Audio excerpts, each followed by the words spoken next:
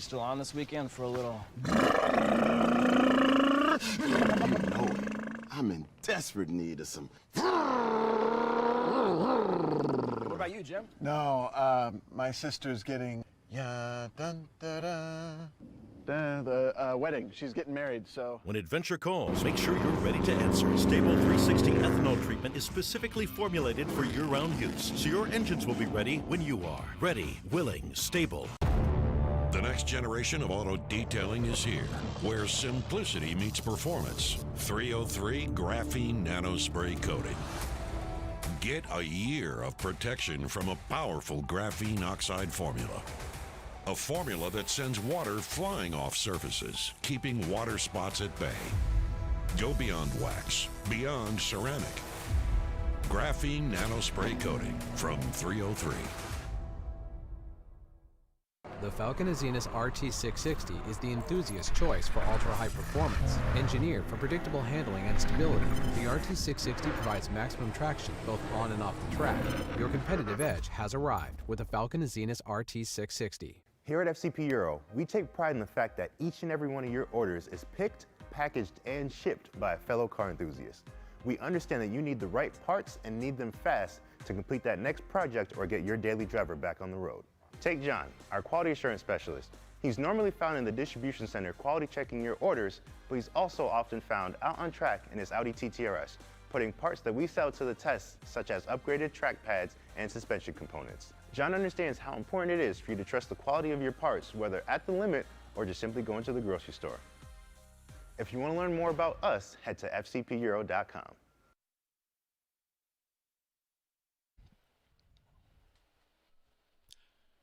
Good afternoon, everybody, and welcome to an absolutely beautiful Mid-Ohio sports car course and an even more beautiful afternoon. Just a fabulous day for racing, and you are looking at one of the spaceships that we are going to be talking about here as we are at the GRIDLIFE Midsummer Meet, and this is Track Battle Time Attack. And as you can see, some of the cars that are out on track are absolutely insanely fast, powerful, modified, aeroed up, and they're getting around here in a huge hurry. And it's going to be a lot of fun to call this year. I'm Greg Creamer. Alongside is Abe Schmucker. And Abe, we saw that very guy there in the morning session turn a pretty quick time, buried in traffic. He's got clear track for a little bit right now. Yeah, he texted me to say he had a 123, which is just about 3/10 off of our absolute record here, and he was in traffic. So this car has amazing potential, and I would not be surprised on this lap if he's able to break the record. Well, it's going to be fun to watch, obviously. And, folks, as you can see, there is an awful lot of mod on that car in terms of the aero, but also there's a tremendous amount of modification that can be done. It's pretty much a free rule set, and that's one of the reasons the class he runs in is called Unlimited. Yeah, absolutely. So very kind of strict limitations on safety requirements, cages, fire suppression, things of the like. 123.404. Is that the new record? Well, I've got it right here. Let's take a look. Yes, it is. Wow. Second session of Friday morning was able to set his record here. He had struggles last year, lots of mechanical issues. The setup was new at the time, and he looks like we've got Sean Krebsbach out stuck on track.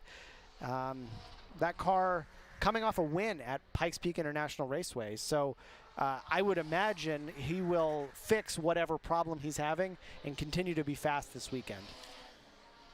Just have to reset the altitude calibration. Yeah, it could probably. be that. Yeah. A little bit lower here, about 1,000 feet. But, yeah, the previous record, a 123.412, so he got underneath it by about 100th of a second. But still, underneath is underneath. It is a new track record. And we got just a superb lap. Jimmy Rauch up on track, coming into China Beach, powering out, and getting a little on the four-wheel drift there as he made his way through up into Madness. Driving very hard, and that car has a lot of potential. Well, one of the things about this track, whether you've got power or not, it's a momentum track. And you want to flow speed around this place. There's lots of corners that are blind commitment into them. There's lots of rises right at apexes where the car gets light. You have to have it positioned perfectly. And you've got these long arcing corners that just pace those left tires. And then you come into the first turn on the track is the fastest on the track, and talk about flowing speed through this one right here, turn 1. So Jimmy was able to shave about 0.5 of a second off of his best time from the previous lap. So with a 1:28.354, that's pretty close to the track mod record, I believe.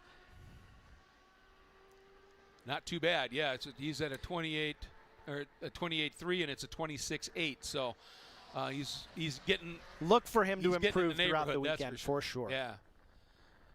Then the 30 of Luke at a 1:28.9. Carswell and Matthews, the 5 fastest out on track right now. Oh, Black flag out here. Probably to pick up Sean Krebsback, who's been sitting there for a couple of laps. Probably a quick toe in, and I would imagine they'll get another opportunity to go back out on track before the session is closed. And obviously, they'll give every opportunity for a driver who's had a stall or problem to get going again, but at a certain point, safety becomes the overwhelming issue. And if you're in what they call a target zone, they're definitely going to do what they have to do to get that car removed safely. So go to a black flag here. Let's talk just a little bit about there are the classes. There's Unlimited, Track Mod, Street GT, Street, Spec Fit, which I think is now called Sunday Cup. Sunday Cup, and a new class for this year, which is Club TR, and TR is Track Rat. So each of these different classes kind of presents a set of design constraints, and drivers are able to read the rulebook and determine what car and chassis they think is going to be the best setup to be competitive. And the series, Time Attack, really rewards people that like tinkering with cars. Right. So you'll see these different setups, and what we've seen so far is that there's really not a ringer for any one class. People are allowed to build the car they want to run, and there's a good chance that they can make that car competitive. And within each of those classes, you can run all-wheel drive, you can run front-wheel drive, rear-wheel drive. So there's sort of subcategories in there as well that they track. Certainly, yeah. And what we've seen historically is previously I think it was generally understood that maybe different drivetrains have a performance advantage. And what we've seen in our competition is if people want to run a front-wheel drive car, some of our fastest front-wheel drive cars, some of our fastest unlimited cars are actually front-wheel drive. And so these cars are insane machines. And at that level, all the drivetrains are basically equal. There are pros and cons to every one, and we see it all just kind of balance out on track. Well, the track record that Kartumi just broke was set by James Houghton, front-wheel drive car. Absolutely. So I got to ask you, I mean, generally the knock, if you will, about front-wheel drive cars with a lot of horsepower is it's incredibly hard on the front tires, on the axles and everything, because you're asking them to do so much. So what are they doing these days to get 900 horsepower consistently, reliably to the ground in the front-wheel drive? In general, because the aero restrictions are almost unlimited in the unlimited class, it's as much splitter and wing as you can possibly get, so that anytime you're on power, the front wheels are stuck. And what we see is cornering speeds and exit speeds that are just extraordinary out of a car, an 8th gen or 9th gen Civic SI or an old Acura Integra. Those are two of the fastest cars that we've seen in our field. Well, and obviously with a front drive car, if you've got that front stuck, you just turn the wheels where you want to go and boot it. And if you can get that thing to stick like that, it's got huge potential, clearly. Absolutely. And those folks are kind of rivals. That's Willow Young and James Houghton. They're rivals, but they live down the street from each other. Very, very close proximity in the greater Toronto area. And because of COVID, they've been absent at a lot of the North American events here in the States because of border closures. So we miss those folks a great deal, and we're looking forward to when everybody can be back, because Unlimited Time Attack is missing them. Yeah, and obviously the bigger the entry, the more fun it is when you have that caliber of entry. Just had a shot at one of the flaggers here. I want to give a shout out to all of the volunteer workers that come out. You don't put on an event like this without a lot of volunteers that are willing to come out and spend some time at the track, and of course out in harm's way, as we say, providing information to those drivers. And believe me, when you've got a blind commitment over a brow and there's some moisture on the backside of that track from something, that those flaggers providing that information are absolutely crucial. So big shout out to all of them. Yeah, certainly. They're an extraordinary part of making sure that everyone's safe on track and able to run a very tight run of show. Looking here at the pit straight, we talked about the fast turn 1. We're running what they call the pro course here. So there's a chicane in between 1 and 2 that some of the club events will run, not here. The keyhole, a very, very important corner. It's easy to overshoot the entry, and then you're slow all the way down that long run down into turn 4 through the kink. So you've got to get that keyhole just right. Generally, you sort of diamond it a little bit. You turn in a little early, float out, get the car rotated so you can pick the power up, and then the one dyno run here is out of the keyhole down into turn 4. Absolutely. So another car we're seeing here on track is Brandon Ranvac in his car known as Twitch. It's an E36 BMW M3 with a E46 M3 S54 swap. And the lightweight chassis of the E36 combined with the extra power of the more modern engine has given that setup a real performance advantage, and he is a wheelman. So incredible competitor, great driver, and he and Twitch are in this really interesting relationship in that it's really intimate, and he loves that car, and every time he gets out of it, he has a smile on his face. Understand why, especially driving here. As I said, I think this is one of the ultimate driver's tracks, and like the elevation changes here up through Madness, up and over the rise. You turn in here to turn 6. There's this little, it's a little tighter than a kink, that little flick to the left, and then up and over a big rise through turn 7 down into 8. And then this one right here, you turn in, and right at the apex, you don't see it from this high angle, but there is a heck of a drop right at the apex. And if you aren't in the right spot on the way into that turn and you're carrying the right amount of speed, you could find yourself off in the grass in a big hurry. So this is a track, as I said, you need to flow a lot of speed, but you got to drive it incredibly precisely. Oh, certainly. And especially that spot we just saw on track where your passenger mirror is essentially on the metal barrier to get the best entry into the next corner is a little bit alarming when you're first getting it, you know. This is out of Thunder Valley here, the section that now turning into turn 11 right here, and sets you up for the carousel. Another really important corner in that it leads on to that pit straight, which is one of the 3 longer straight sections here. And so when I talk about flowing speed, it's easy to overshoot the corner. Then you're going to be slow on the way out. You can overbrake and be slow in and not have the speed out. But if you just flow speed through a corner, you get to that terminal velocity out of the corner so much quicker.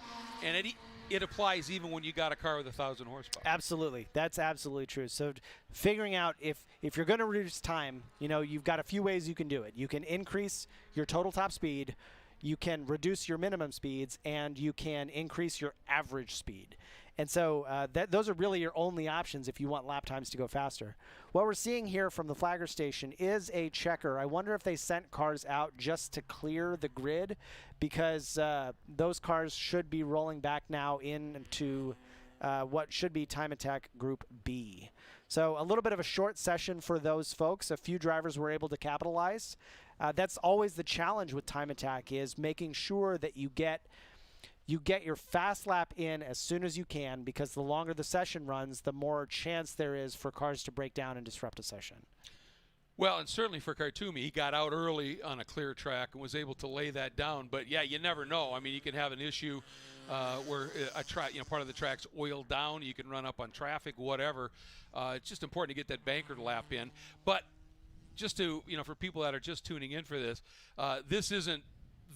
Okay, this one isn't going to stand. If somebody goes quicker.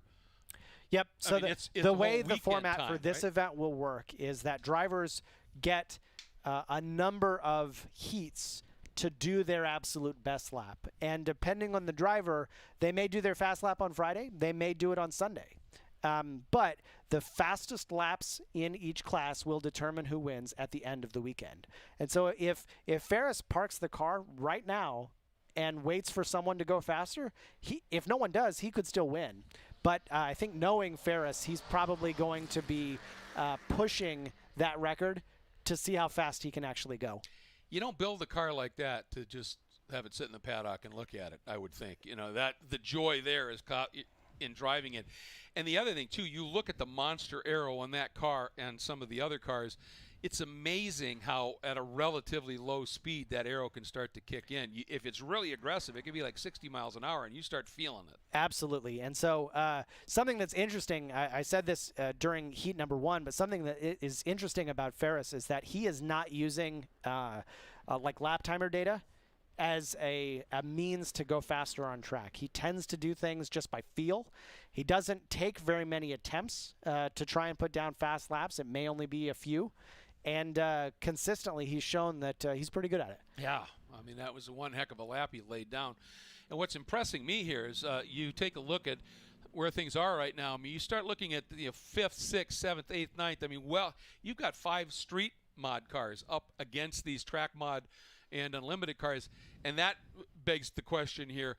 These groups, the way that they're split out, it's not by class, it's by pace, right? Correct. So the run groups are sorted by pace as a mechanism to keep cars near each other that are of the relatively the same pace. They may be in different classes, but their speeds are very similar. And what that does is makes sure that during any particular run, the speed differentials between closing speeds between cars is not so much, which can be one of the challenges of mixed class racing, where you have these massive closing speed differences. Now we've got somebody here that is just at a crawl. So we're seeing checker here. I imagine we'll see another tow probably before time attack B rolls out. Get that car removed and back into the pit and paddock area. The other thing I wanted to ask about, you talked about the structure for at the end of the weekend, who wins, fast time, cumulative and all that, but how about season championship? So the season championship is the way any one individual event works. The driver who wins a class for any one weekend scores 100 points. Any time differential between first and second, let's say that it's a 1 second differential. Every 10th of a second is worth 1 point. So if a driver is 1 second behind, they'll only score 90. Okay. And so that means if you're actually 10 seconds behind the leader, you don't score any. And so what it does is it rewards drivers for being exceedingly fast in a class, where you can get a large point spread if you beat your competition by a lot. And so what we do is we have, I think, 8 points rounds this year. I think that's right. Mm-hmm. But it's your best 4 events. So if you can't make every single event, that's fine. Pick your best 4 or run 6 and drop your 2 lowest scores, you know. And the driver with the most points at the end of the season is the season championship. I like that structure, but based not just on you get the 100, but then it's timed back, to give you the gaps. Because if you're running that fast, you should be rewarded for that. Yep. Absolutely. And so one of the challenges with that, though, is we may see with someone like Ferris, if he's just that much faster, it's possible that his competition will be so far down in points that they don't have a chance. Yeah. But practically, that's what we're seeing on track too. Yeah. So it's just he's very, very fast. Yeah. Well, and the answer there is build a better mousetrap, right? Well, I mean, that's in part that's the game. Yeah. And I think there are a lot of drivers that really, really enjoy the driving experience. Mm-hmm. There are certain classes where that is a point of focus. Club TR is, think about it as a similar rule structure as GLTC, but it's focused on this time attack portion of the competition. And it might actually be an interesting conduit from HPD into wheel-to-wheel racing. But in that class, the number of modifications that you can do are fewer. Right. And so in order to get a performance advantage, you have to do it by driving. Right. And so what we've seen is just exquisite driving behind the wheel for the winners throughout this year. Well, one of the things that I understand with the grid life approach, motorsports inclusion kind of idea, and from what I understand, it's probably the youngest paddock globally in terms of competitor age, averages between 25 to 35. I mean, that's pretty remarkable. And bringing people in, and the whole Grid Life Touring Cup idea is to introduce young folks to door-to-door racing. And it's my understanding that at each of these events, for any time attack drivers that would like to maybe make the move into the wheel-to-wheel door-to-door racing of Touring Cup, there's a no extra cost school. That's absolutely true. So really cool. at any one of our competition events, there is a rookie driving school for GLTC, provided that you have a car that meets the safety requirements. So if you have a car that's caged and has security or fire suppression, things like that, yeah, you can just come and be a rookie in GLTC. And we've had incredible success with getting people up to speed, touching on really, really important elements in wheel-to-wheel racing, like safely exiting the car, simulating a fire drill, things like that. Touching on like the really, really important aspects, challenges of wheel-to-wheel racing, and have had great success and a lot of retention as well. Our GLTC field is very big. Yeah. And, you know, I think people really enjoy it. It's knocking on the door here of the biggest entry ever, so that says an awful lot at this stage. Just saw you were looking at me, but there was a drone shot. They were flying it down through the trees. That was kind of fun too. Our drone pilots are the best. Are pretty tight, aren't they? Yeah, absolutely. Getting back to what you were saying about the driving, a driver once mentioned to me. He said, you can spend 25 grand, maybe 50 grand on an engine build, and find yourself half a second. You can spend 50 grand on a complete suspension, go through, find yourself a second. You can spend 5 grand on a driving school and find yourself 4 seconds. Absolutely. Start there.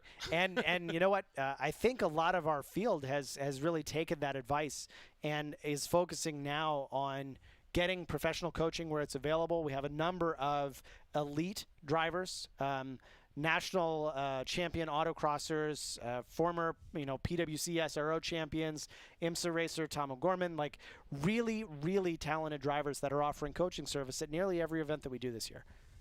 And that can be a massive step. It truly can be if you're new to this. Certainly a good idea. And Mid-Ohio has a great driving school too. The Mid-Ohio school, where you can, if you're looking to learn a specific track, you can learn the basics of just high-speed race driving, but you can learn a specific track too, and all of that pays in. And you mentioned Tom O'Gorman. He did a YouTube. It was about a 16-minute in-depth video. He did. Of how to get around Mid-Ohio fast. I mean, how invaluable is that? And he's given those secrets away to his competitors. That's the camaraderie in this paddock. Absolutely. I think there is a lot to be said about wanting to compete with your friends in the paddock and win when everyone's at their best, right? So me, back when I was a driver, there was something really gratifying about knowing that my competition was trying their hardest. Mm-hmm. If I won when they were trying their hardest, that's pretty gratifying. Because it says something about your accomplishment, and I think it diminishes it if your competition is in a weakened capacity because cars are broken. You don't want to win that way, and so a lot of what we see are people sharing secrets in the paddock, sharing data, everyone trying to go faster to see what the absolute upper limit is. Right. Well, I've talked to a couple of drivers, Tom, one of them, but a couple of others that have run here, that have also run in IMSA and World Challenge and the like, and they've said that to get a win in this series is tougher than anything they've done. I mean, the sharp end of the Touring Cup is so fast. And I think even a friend of ours who is new to the series this year is used to running top 5 in Ferrari Challenge and other series, used to just being a fast guy.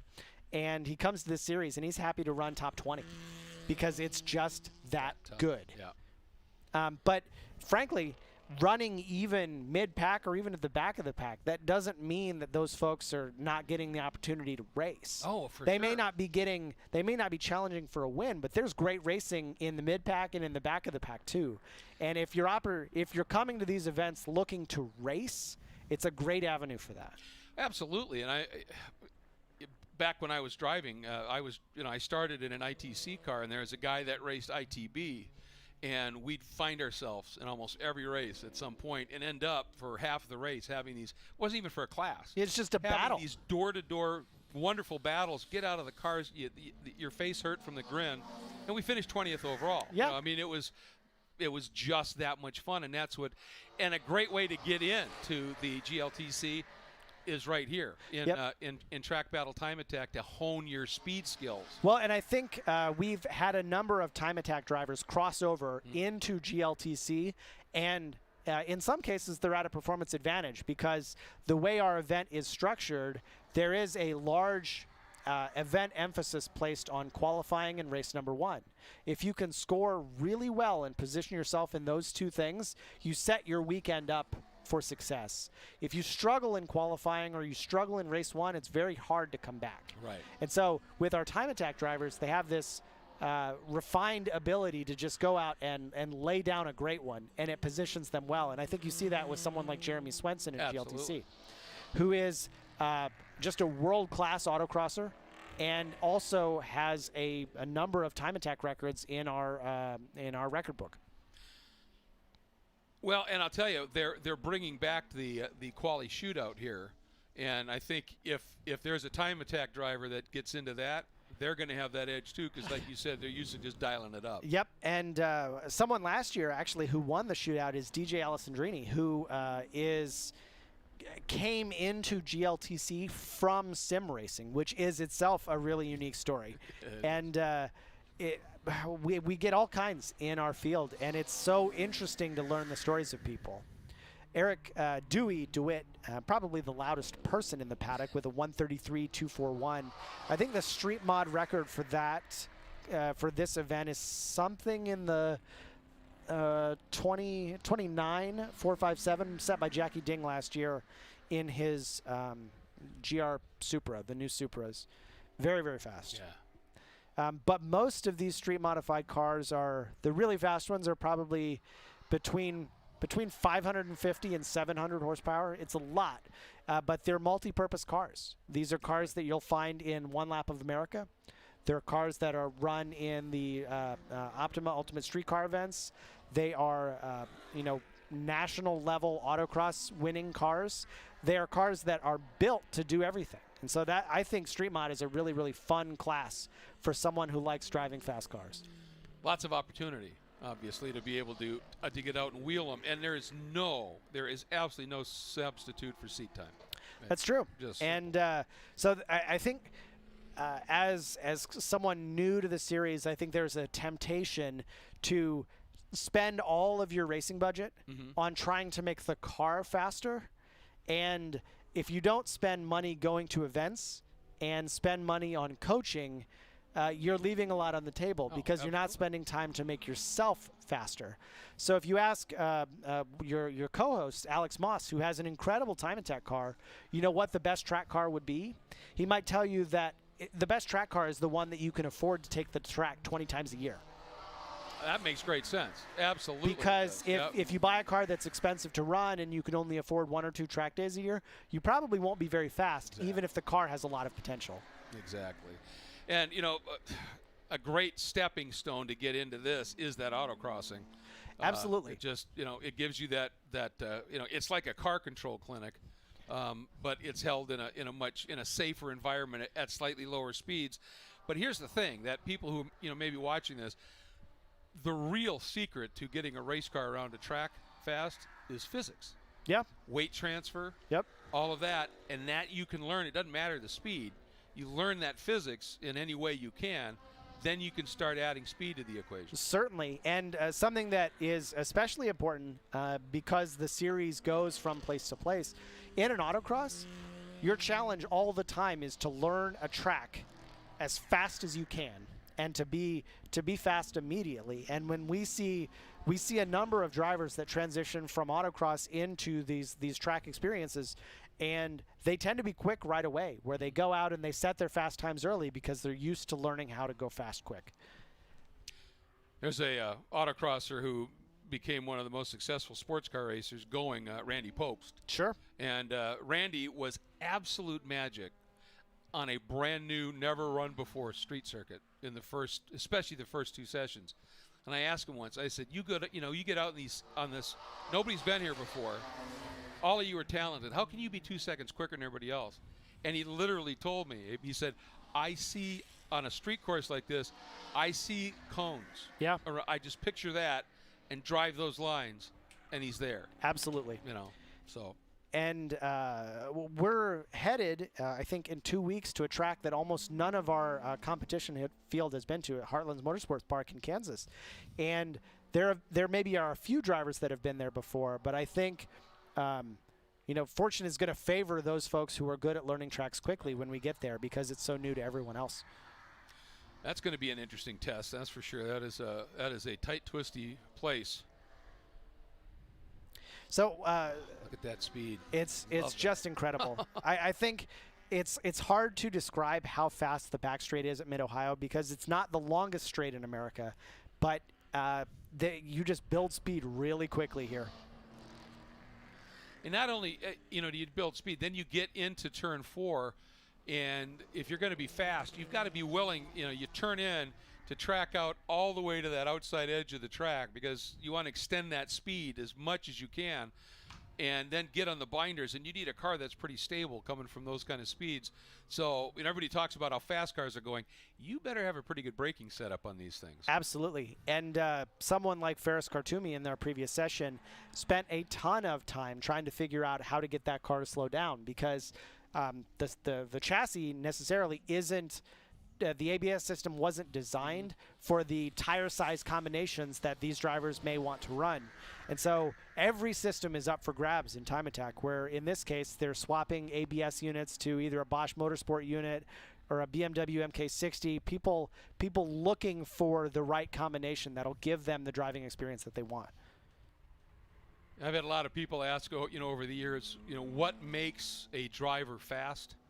And you can come up with all of these answers, but the number one thing is confidence. Oh, that's absolutely true. And I drove a car in just a little. It was a Miata, which is one of the best balanced cars, and I'd never driven one, and I was so looking forward to it at Blackhawk. Love Blackhawk. I know. I love Blackhawk. Not a super fast track. It's one I knew well because I'd raced other stuff there, and I was like, all right, I'm pumped. Had a major braking problem, and you just can't be fast when you've got zero confidence that the brakes are going to be there. So confidence, I think, goes into a point. I'm not a fast driver anymore, and for a minute I was like, okay, but there are certain corners that I would just say, give me the willies. Yeah. Like the willies is like turn 12 or turn 1 at Road Atlanta, or even turn 5 at Blackhawk, where if you're going really fast, it's a high-speed corner. Those high-speed things, they make me uneasy. Yeah. I found at Blackhawk 6, 7, that little kink as you. So yeah. If you're in a fast car, you're braking through that kink. Yep. And if you get it wrong, it can go away for sure. Yep. But you'll find drivers like Ferris and Jackie and Alex are able to just drive through that. It's just another corner. Well, that's one thing in talking to a lot of drivers over the years. One of the things that I've realized that the really successful drivers are able to do. One, they have massive bandwidth. Yep. They're just smart people and can multitask. And you're a microprocessor in that car, and you're making these decisions at 150 miles an hour, and they better be right. Yep. So you got to be able to do that. But the other thing is to compartmentalize. And when you put that helmet on, you just say, okay, fear. That goes over here. You're absolutely Let's go focus right. and drive. And some of the fastest drivers too have this ability to take sensory inputs from the car that I don't think that everyone is in tune with. Absolutely. Where if you talk to Tomo, he might say, well, like, can you feel that this is happening, or this tire is loading up, or this is a little bit loose, or if I went over this bump, here's what I felt. For sometimes, for newer drivers on track, the experience is just so much overload that you don't have the ability and the sensitivity to pick up on that. That's the bandwidth that Yep. we're talking about. And, for all of the sensors, all of the data acquisition on the car and everything, the two most important sensors are still the ones labeled LC and RC, left cheek, right cheek. Yep. Seat of the pants is really, really important because the car will tell you what it can do. This is McNamara, who's got a good run going here. He's at already turned to 133.3, and he is rolling some nice speed. Nick Gardner running also a 133. Close competition here in B. I think we're going to start to see the run groups begin to fill out and get dialed in, where we're going to have at least 20 cars, I would say, all running under 135, which that's moving pretty good here. Oh, it absolutely is. There's that long run down to the keel. And as you can see, even the straights here, they undulate.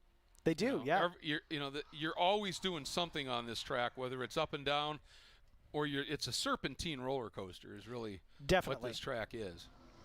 And I really like that flowing nature of tracks. I think there are a number in the country that they feel similar to me. If you're familiar with Audubon North Course, I really like the rhythm on that track. I know not everyone loves that circuit, but I do. And I like Summit Point as well. I think driving Summit Point main course is great. It's just like this really nice old school flowing feeling, right. and it rewards smooth driving for sure. Another one that I love is Sonoma. I've never been. It's brutal on tires, but it is one of the most technical roller coasters you can imagine. Sure. That climb up the top, every turn is a jump over an apex. Totally blinded. That'd give me the willies. Oh yeah, exactly. That's exactly right. So we're seeing Checker here right at the end in Time Attack B. I'm actually going to do a handoff to my co-host Adam Nielsen and go over and manage some GLTC activities. But Greg, it's been fun. It has, Abe. It's been a pleasure. I'm looking forward to doing more of it this weekend. Adam's going to make his way in here as we are queuing up for the next session that will be coming out for Time Attack. And again, the way it works is they're grouped by pace.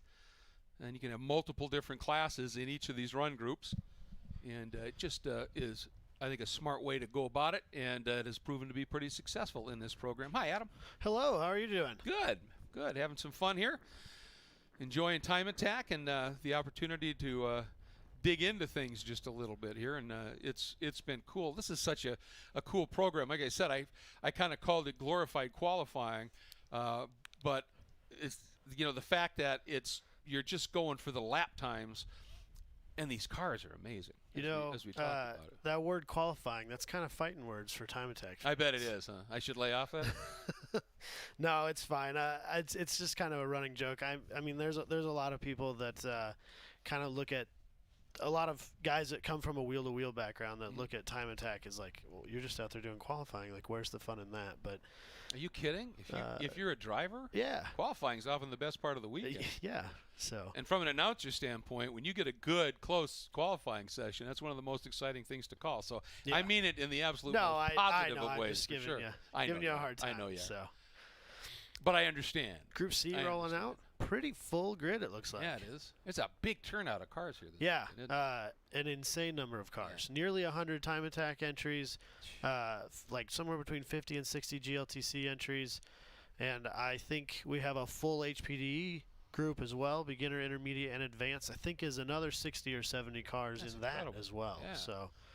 Well, this paddock is pretty full. Yeah, that tends to be the way that GRIDLIFE does things. We like to sell out racetracks. Yeah. Well, before we start getting into the really fast times here, talk a little bit about the HPDE and what that is for people who aren't familiar with it, because that's a great entry point, isn't it? Yeah, so GRIDLIFE does a really good job of kind of making a driver development ladder. So they have HPDE is just open lapping. There's no time. There's no stress of that.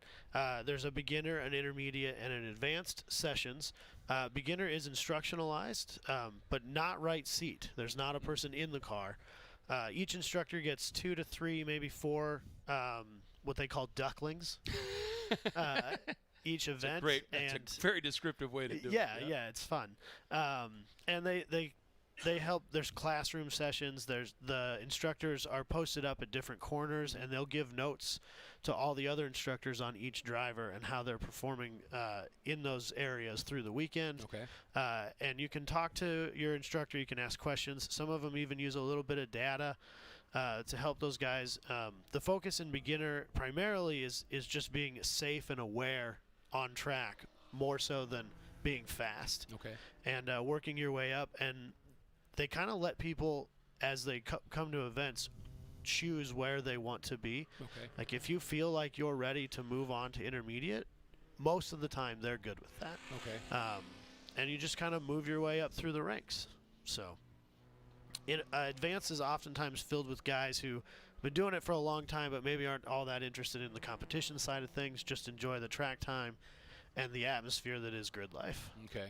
And it is a great atmosphere. Yeah. As we said, I was talking with Abe, it's, the youngest paddock, I think, in America, maybe even globally, and it's great with that concept of, let's be inclusive, let's give every opportunity possible to people to get into motorsports and do it at a reasonable cost. And you were just talking about the entry numbers here. Obviously, that's pretty successful. And so you get done with HPDE and you decide, you know what, I want to pursue this a little bit more. Bingo, time battle. Yeah. Or track battle, time attack. Yeah. And this is where you can really get creative with the car, and but you still got to know how to wheel it. Yeah. Driver development doesn't stop. You know, I mean, the wonderful thing about it, a lot of times the instructors are the same ones at almost every event. So even there are quite a few cases of drivers who have worked their way through the HPDE scale and are in time attack now.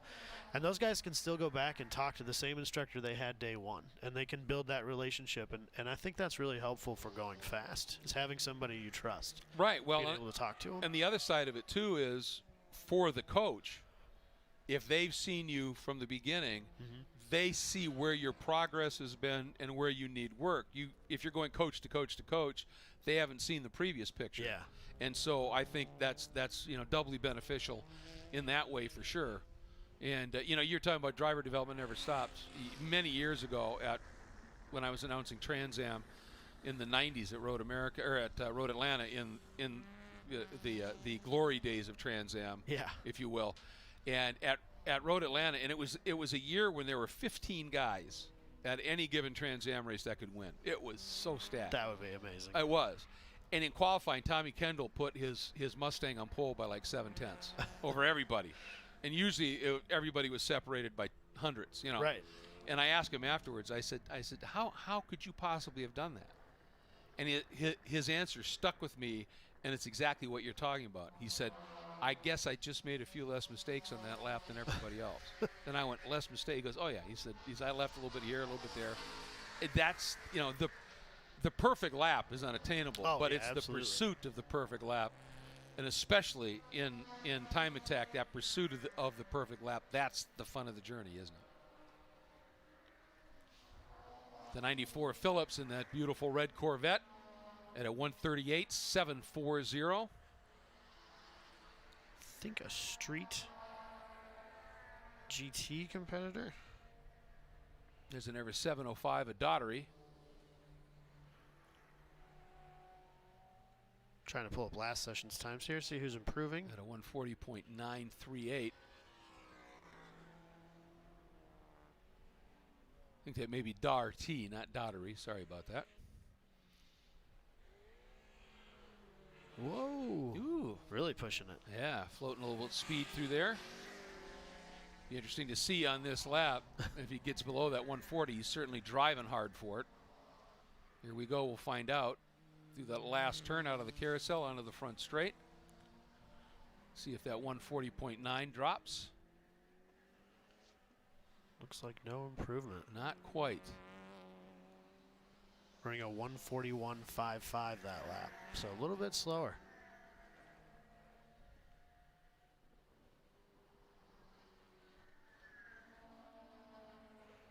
So a lot of this session dominated kind of by our new class this year, Club TR, sponsored by Falken. That's a really tight rule book, stock engines for the most part, stock internals at least. Okay. Pretty minimal aero mods, pretty minimal weight reduction options. Still have to have some level of interior, and then a spec tire, which is not super common in time attack, and the only spec tire we have in the GRIDLIFE series. Okay. And what I like about that, once again, it's cost effective. Yep. Good entry level, but in a way it almost makes the competition that much more fierce, and thus the driving becomes almost that much more critical. Yeah. A lot of those cars make very, very similar power across the board, and so it really comes down to setup and driver ability. So, well, we've talked, with Abe here, we talked quite a bit about, driver ability and big power and the like, but let's get into setup just a little bit. Yeah. I was talking with Alex earlier that, people are stunned to know that a change of a quarter or half pound of pressure in a tire can have a significant effect on the handling of the car. And that's because, it sort of dominoes through everything. right now, with all the data and the data acquisition and setup notes and everything that you can have, there's so many variables in setup, and one little one can affect 2 other ones. You've got to get it right, especially cars that are running a lot of aero. Let's talk a little bit about setup on a car and just how crucial that is. Yeah, I think that's probably the hardest part to dial in, especially in time attack, because a lot of these cars are kind of finicky, and because you're really wringing every little bit you can out of them. And so dialing in that last little bit on your setup can be really hard when you're not getting a ton of laps, because the car might not be the most reliable thing in the world. And so that comes, I don't even know how you overcome that sort of, and sometimes it's hard to know whether you're taking a step in the right direction or not. Well, and you hear that frequently. Some of you say, well, yeah, we went one step too far, on the tweaking. We over-massaged it or whatever. But, for those of you that really aren't familiar with, what happens, there are all these different, you can change the rake of the car. And obviously that, if you're running big wings, that can affect the aero big time. Yeah. Ride height, weight transfer, weight balance. I mean, all these things, camber, everything to get the car to work right. And if stiff or soft suspension, bump and rebound. I mean, there's so many elements here that you have to dial in. Some of these classes, like Club TR specifically, they are limited to just single adjustable suspension. So there's not a ton of options in adjustability there, because you only get the one knob. And so that might make things a little bit easier, but also can make it a little bit more challenging, because sometimes that's a give and take. Yes. I think Hollingsworth here might be on a lap here. He had turned a 139.4, and his last lap was a 207. Oh, problem pulling here. off there. Yeah. Street mod competitor, longtime GRIDLIFE competitor. So that's a shame to see. Looks like a relatively safe place. Hopefully not a big problem. Well, if you get to the inside of a corner generally, that's a relatively safe place. The only concern here is I think that's into China Beach, into that turn 4, and that is a really, there comes the black flag. That was my concern. I think and maybe for this. Oh, actually. That looks like there may be some contact with the wall even. Yeah, left front corner's got a pretty big airbag ding in deployment it. even. Oh, it sure did. So black flag out.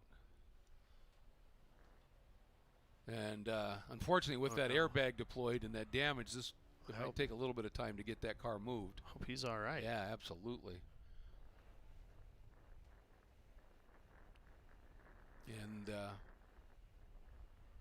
as this car was in a fast section of track, but it was well off to the inside, so this makes it a lot more clear. Just to give you folks, while we have a moment here, when we're done with this session, the next thing up that will be on the stream at about 3:20, we'll be queuing up for GLTC, the GRIDLIFE Touring Cup Qualifying. And you can take a look at the upcoming schedule. Then we'll have more time attack that will unfold from 4:25 to about 5:05. Then there's a little bit of a break as we get ready for the first of 4 races for the GRIDLIFE Touring Cup. That'll be coming up at 6 o'clock early evening here at Mid-Ohio. And it is a hugely important race. One, as they all do, pays full points. Also, the fast laps in that race will set the grid for the second race, so you better be on form. And if you have a problem, do whatever you can to get into the pits, get it fixed, come back out, and get a lap in. I saw between sessions after practice this morning a number of GLTC cars up on jack stands being worked on already. So I don't know if it's problems or fine-tuning of setups or who knows what. Yeah. We didn't have in that first practice session any significant number of offs and cars pulled over, so my guess would be the majority would be just doing the tweaking. Yeah. You know, 'cause you go out, and this track is is a funny place. I bet it's a very hard track to master. I was talking to a friend of mine after the first time attack sessions earlier this morning, who's never been here before, never been on track. And he said it's every corner, it's just a blind entry, and you just go over it hoping that there's an exit on the other side and that you're on the right line. Oh, yeah. So working your way up to pace as a new driver here has got to be a real challenge. Yeah, it's a big commitment track, not in the sense of, say, a Road America or a Road Atlanta where it's just going super fast. Here it's just big commitment into the corners because, as you said, they're blind, and a number of them have that big jump right at the apex.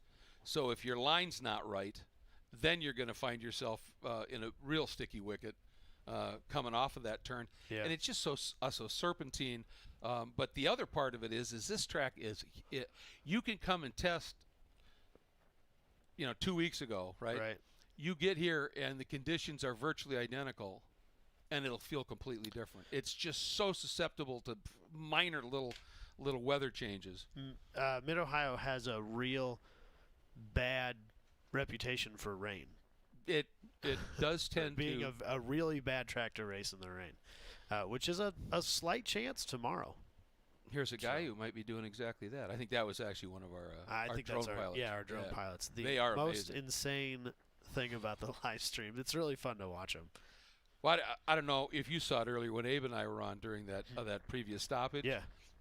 They went to one of the drones and he was buzzing around in the trees. Yeah, they love to fly those things through trees. That was crazy. Gingerman spring kickoff, one of them got stuck in a tree. Exactly. So you got to watch yourselves. Well, hey, they like to push the limits too, don't they? I think that might be the driver of the car right there. Man, what a bad day. Yeah, here we At go. least he's okay. They were listening. What I want to do, I don't know if they have the range to do this, the radio range for this, but what I would love to see is that a loop-de-loop? Yes. How about that? I think they need to zip tie a transponder to the bottom of one of these. And run a lap? And have it do a lap. Oh, how fun would that be? Because I would be really interested in knowing how fast these things can do a lap. So I don't know if they've got the radio range to really follow it around the track the whole way. How do you this has got to happen. How do you enforce track limits, though? I think you just got to keep him low, right? Exactly. Keep him low and low enough that if he goes off, there are barriers here. We'll give him a little bit of leeway. There you go. That's all right. I think that would be a huge fun. All right, how about this? Be fun to watch on a live stream. Yeah, wouldn't it? How about start the drone and Khartoumi side by side? Yeah, there we go. I think he's probably got a little more pace than the little drone, bit more, but I'll maybe. bet we could find a similar car. That would be a fun, that would be challenge. Oh, it is.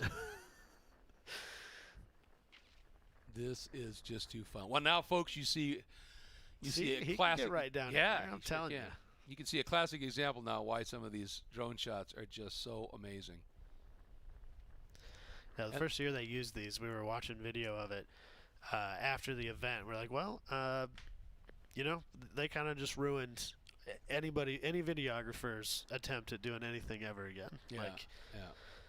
Well, one of the things that they do incredibly well, if they have the clearance to be able to be near the track and be low. Yeah. And at Road Atlanta, the drop from 11 down through 12 onto the front straight. Underneath that I was bridge. there when they were doing that with Ferrari Challenge, and they had a drone. Yeah. And they'd follow them out of turn 10, and then they had another drone staged just where they come under the bridge, and the drone would follow them down that hill. And for the first time, you could see just how steep that drop was.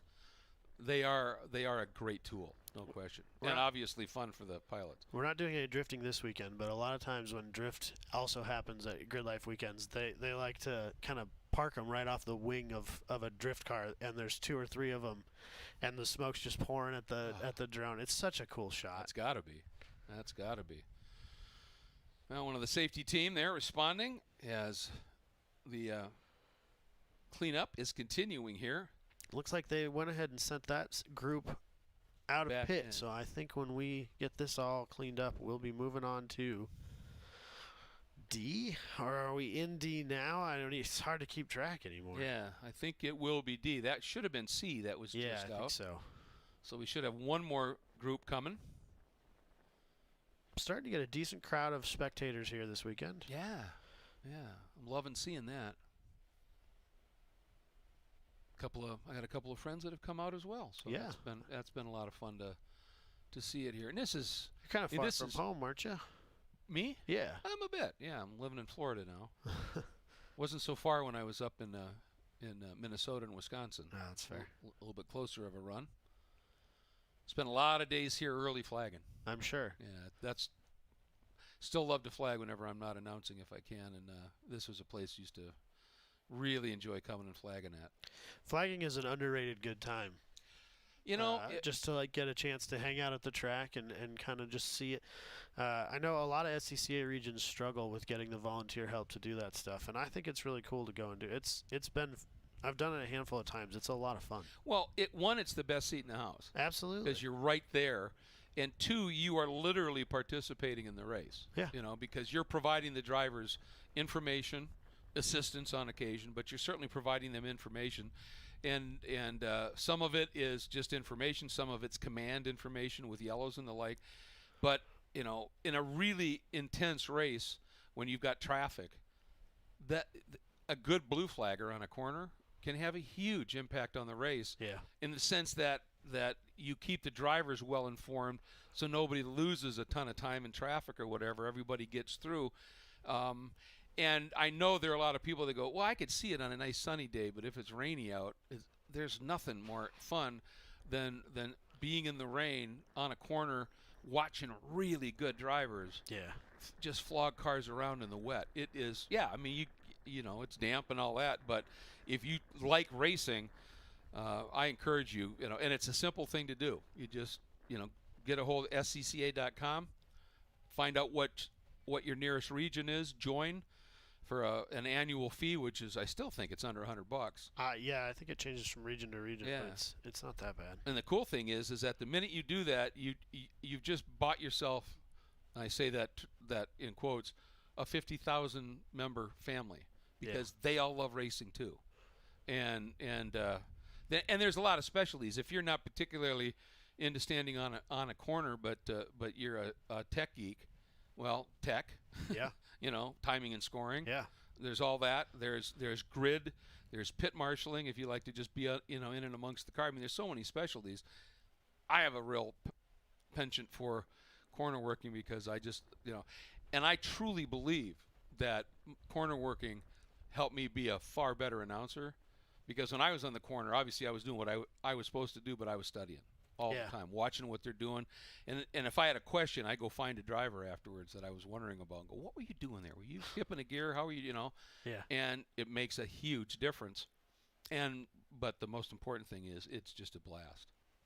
Just a blast. Before the live stream stuff really started kicking off with GRIDLIFE, and I was still coming to help at events, I did a lot of getting people set up in pit lane in their run orders, and I really enjoyed it. It's a lot of fun to kind of, you know, because it's fun to run. You're running back and forth. You're always moving. It's really interesting. You still have a good front row seat. Oh yeah. It's fun to, you know, kind of mess with the drivers a little bit here and there. And, sure. And getting involved doesn't necessarily have to be on track. No. With any organization. Absolutely. And for some, you know, I mean, even at a grassroots level, racing, you know, there's expense to it. And if you're just not quite at that point, but you love it, just come out and be a part of the community and work a corner, you know, work timing and scoring. Or something. I originally started coming to these as a worker because I didn't want to be the guy that doesn't know what he's doing. Because I, you know, had the aspirations of getting on track. Unfortunately, the budget never came. But I didn't want to be the guy that showed up not knowing what he was doing and looking like an idiot. And so it's a good way to get comfortable with the flow of an event. Yep, it truly is. So, all right. Struggling to get that low car off the track there. Yeah, they sure are. Cool little S2000. Hopefully not a big problem. He can get it fixed. Believe a turbo car? You know, it certainly is. Doesn't seem to be driveline related because, you know, cars moving. Well, I guess I shouldn't say that. It could be an engine, but let's hope not. Want to get everybody back out here. So I think now. Wonder. Haven't seen the other car, but they were over there working on that one pretty early. So I think the ambulance came back in. The black flag's been pulled at start finish. So. And, you know, we saw that ambulance roll, but, I mean, it's just standard operating procedure. Right. Any contact at all, you Right. you get a visit in the med center to get looked at. So that's one of the great seats here. If you've never been to Mid-Ohio and you're thinking of coming here, that's the concession stand area with a little patio, and it overlooks the entrance to turn 4 at the end of that long straight. And you can see them whistling down that front straight at serious speeds, hard on the brakes, and almost all the way through the first section of Madness. It's a great viewpoint here. There's a lot of them because of the elevation change. Top of the S's up at the top of turn 5. Great place to watch as well. Yeah, when I first got here, well, we got here kind of late last night. It was already dark, so early this morning I kind of ran around just to kind of familiarize myself with the place because I've never been here before.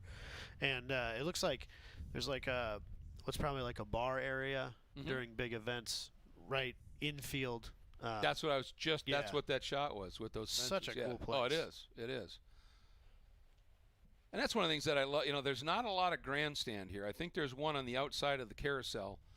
Not a lot of grandstand here, but the whole thing, if you're not familiar with road racing, here you go. Yeah. Is you get on a hillside, you bring your pop up or whatever. But the cool thing is if you got a chair and an umbrella, you know, you can spend 2 hours sitting at the top of the S's, and then you can grab your chair and head over to turn 9 and the jump, and then you can wander over to the carousel and just see a lot of different perspective here and see the cars working through different sections of the track. And when you come here for a major event, that from turn 1 up to the keyhole, it is just motorhome after motorhome after motorhome that are right up on that fence. Yeah, that would be pretty cool. It is. It definitely is. Here we go. That is just fun. That's a look at the carousel. And here you can see the VIP Hospitality Tower, Media Center. We're in that little building just going away to the lower right. And we're right about there.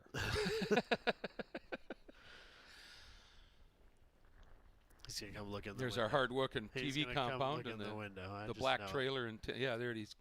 He's going to bring it down. There we are. Oh, jeez. How fun is that? So crazy. Yeah. Boy, they move, don't they? Yeah. So the rate of acceleration and direction change that those things can do, mind-boggling. Crazy. First time I saw it when I got here, and I thought it was a bird. Yeah. No, it was just moving. Yeah, I absolutely. went, oh no, birds don't make that noise. Not supposed to anyway. Yeah. It was a scenic place to watch a race too. Really, really comfy. Not the worst weather today. No. I mean, it's warm, but it's not too hot. Decent breeze. Doesn't feel too bad. No, not at all. Not at all. I woke up this morning and I was checking the weather, just to know, what's, and I'm looking, going, what? Real feel of 101, high in the 90s, and then I realized, oh no, that was at home. Oh, jeez. I had it set for. It's 82 degrees right now. I mean, this is absolutely a perfect afternoon. High puffy clouds. I mean, doesn't get much better than this. And with the, and that's one of the things here. That's something we could talk about a little bit here. And this works for any track. Some are more susceptible to it than others. Bright sunshine, and one group goes out, and then the next group goes out, and the clouds move in a little bit, and now the track's in shade, and the times just drop. Yeah, we talk about how weather affects time attack in a lot of these live stream sessions because it's kind of the one thing that no competitor has any control over, and because the only thing that matters to a lot of these guys is the record. Like a lot of times, you'll have guys that'll show up on a weekend in any given class, and they might be the fastest guy in their class that weekend. But if they didn't break the record, that was a wasted weekend for them. Is the way that some of these guys look at it, and so the weather plays such a huge variable in that because if the track is too hot, 104-degree track temperature, not terrible, but not like cooler tracks are usually what we're looking for. You don't want to, you don't want to track, obviously, that, if the weather's really cold, then it's tough to get the tires up, get tires to up get grip. But conversely, look at that. Conversely, if you've got a track that is really hot, the tires just eventually don't, it's difficult, they'll just overheat too quick. But the other part of it is on the racing line, you've got all years and years of tire, which is ultimately there's petroleum in those in the tires, and there's usually petroleum in the asphalt. Exactly. So when it gets super hot, it literally the oils will sort of bubble up, cook to the surface a little bit, and it gets ridiculously slick. Yeah. And so that you've got to be factoring all that stuff in. When you get out on track, and then that all dominoes back to setup. Yeah. You've got a car that when the track's in really pristine shape, it's nicely balanced, but the track gets slippery. Either you've suddenly got massive understeer or oversteer, so you better be able to figure out a way to get those suspension changes done. And that's where all these reams of data that these guys collect, it used to be in the notebook, and now it's in the computers. But it's like, all right, 2 years ago we had similar situations at this track, and we were pretty quick. What's our setup for that? To be able to and then you got to have the ability to for what they call repeatability, to take that setup from 2 years ago, get it on the car, and have it still work. I mean, Lord knows how much has changed on these. A lot of these time attack drivers, especially, from one event to the next, they could have completely new cars. That's true. That's true.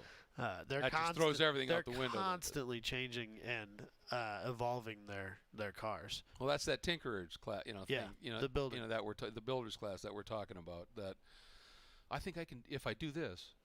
Yeah. But now I got to relearn all the setup on the car.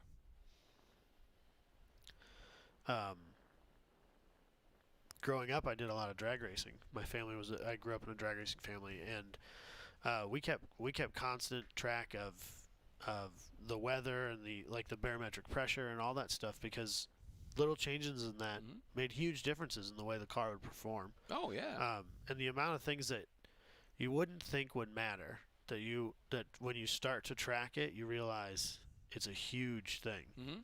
It's crazy. There's so much. Well, and you're looking at some of these cars out here with the massive aero on it. What people sometimes don't think about there is, if the air is cool and moist, there's a lot more oxygen. It's a lot denser. Yep. So one, the engines like it, right? But two, the aero is much more effective. So that's a factor that you've got to put in. Now, if it's a really hot, dry afternoon, you've got all of those molecules are spread apart a lot more, right? And so the aero's not as effective. But this was one that always, I hadn't thought about it until one of the engineers for a team was, we were chatting about it, and he said, well, think about it. He said, you get down, track surface of 104 we have here. Well, there's some where the track will be 130, right? And then you get a foot above the track, that temperature drops by 15 degrees. Yep. Well, those 2-3 inches just above the track, that air is so hot it's super thin. So that splitter and the diffuser, any of the aero that's working on the lower part of the car, becomes far less effective. So they've got to be thinking about all of that. I mean, it really is amazing when you're trying to dial a car up to be absolutely at its optimum for any given track. Usually when we're looking for guys setting records, especially in tracks that we've been to quite a few times before, and drivers that are really accustomed to the track, we're going to see them happen in the first session of the day. When the track is the coolest, the air is cooler, denser. Generally speaking, that's when we see, especially at tracks like Gingerman being kind of GRIDLIFE's home track. Right. We all kind of know roughly where most of those cars are going to fall, and they're shaving tenths, not seconds. Right. Right. And so, if you're going to see marked improvements in record times, it's probably going to be the first session of the day. And the irony is if when we go to what would be a street course, a temporary circuit, it's just the opposite, because it's so dirty. Oh yeah, that's the first part, that it just evolves all weekend long. Right. I had the good fortune to announce at the track for the Formula E race in Brooklyn, which is a temporary circuit around the Brooklyn Cruise Terminal. And every session they were running half a second quicker, half Yeah. a second quicker, half a second. It was just purely track evolution. You know? Unbelievable. All right, this should be Group D. Finally rolling back out Yeah. on track. So a few of the interesting cars I've seen, Dallas Reed and his RX-8 in this class, or in this right there on screen. LS V8 swapped RX-8 with a gigantic turbo literally out of the hood. That's what I thought I saw. Yeah, it's on top of the hood essentially. A wing in the front and a triple element wing in the back. Quite the setup on it. I don't know. I don't exactly know what kind of power it makes. I'm sure that it's fine. It's got I'm sure it's healthy. just fine. There it Yeah, is. It does all right for itself. That is just a wicked looking machine. Yeah. One of my favorite cars to see every weekend. Look at that thing. We were at NCM beginning of the year. I believe he lives somewhat close to there. And I think a lot of the reason he has that wild exhaust setup is because NCM has such a strict sound regulation. Sure. You got to tame that somehow. And it works well. In past events when I've been on track, the car's shockingly quiet. Well, a turbo mutes the noise a Yeah, bit. that does help but, quite a bit, you too, know, yeah. Then obviously running those pipes. Yeah, it's got a big mufflers on the side, so I kind of appreciate that. I'm not the oldest guy in the world, but as I age, I appreciate maybe not being so obnoxiously loud. Yeah. Well, see, there's the thing. There's delightfully loud. Yeah. And then there's obnoxiously Right, loud. exactly. You know. And some cars just sound better than others. It is what it is, but I don't mind the 4-rotor so bad. That is one wicked looking beast. Yeah, really, really a cool car. So what is he running in the? He is an unlimited competitor car. this weekend. Yeah. I think he's ran in track mod in the past, which I jokingly refer to as Street Tire Unlimited class, because that's really what it is. A few small restriction differences. Track mod does not allow flat floors, whereas Unlimited does. Track mod does not allow paddle shifted sequentials. The shifter has to be in the factory location. Okay. Whereas Unlimited will allow that. And then I think the biggest thing that put him into this class, into Unlimited over track mod, is that you can only have 2 significant elements of aero in the front or the back. Okay. So the double element wing would have been track mod legal, but the triple element bumps him up a notch. And then, generally speaking, Unlimited class cars run either a Hoosier or a Yokohama slick. So I'm not sure if he's on slicks this weekend or not. Probably. Safe to assume.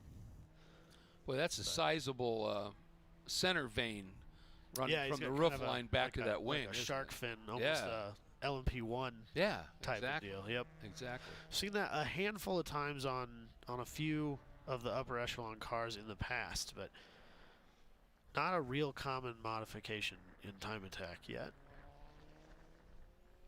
I guess that's more for stability, more so than anything. Well, stability because it directs air. Yeah. You know, it helps split the air over that wing. Yep. But it also creates side-to-side stability, and the reason it was actually put on the LMP1s was to help prevent side blowovers. Yeah. Because they were getting a lot of that. Right. And so that's where that introduced. I think for better or worse, a lot of times in amateur level, grassroots level time attack, you'll see people that copy what they see in professional level motorsports, maybe not necessarily understanding exactly what it's for, but like I said, for better or worse, sometimes it works, sometimes it doesn't, and that's kind of the game. Absolutely, absolutely. And I mean, if you're going through a high-speed sequence of corners, that shark fin, obviously it does give you a little bit of side load stability, but it's I'm not sure that it's all that effective in that realm as compared to trying to stop a blowover. Right. If you're fast and sideways. Reed has gone to the top at a 139.336. Pretty sizable margin there. That time should bump him up into one of our faster run groups later in the day today. So Peter Zhang, second place in there. He was towed off of towed off a track in our first session this morning, so good to see him back out there and turning laps again. Whatever it was that stopped him this morning, he was able to fix. So I believe I saw a note on that he it was an electrical issue. And was able to get that dialed up.